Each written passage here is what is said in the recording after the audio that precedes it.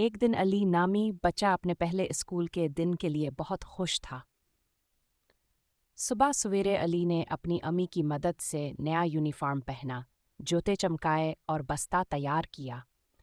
School جانے کا وقت آیا تو وہ بہت خوشی سے اسکول کی بس میں سوار ہو گیا۔ جب علی اسکول پہنچا تو اس نے دیکھا کہ وہاں بہت سارے بچے کھیل رہے ہیں۔ علی تھوڑا سا گھبرا گیا، لیکن اس کی ٹیچر مس نورین نے مسکرا کر کہا، علی، تمہیں خوش آمدید، آج ہم بہت کچھ سیکھیں گے اور دوست بنائیں گے۔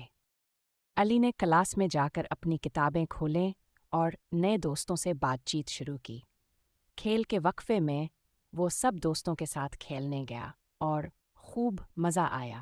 جب چھٹی کا وقت ہوا تو علی نے اپنی امی کو بتایا، امی، اسکول بہت مزے کا تھا، میں نے نئے دوست بنائے اور بہت کچھ سیکھا۔ اس دن علی کو احساس ہوا کہ اسکول ایک دلچسپ جگہ ہے جہاں سیکھنے اور کھیلنے کے مواقع ہوتے ہیں۔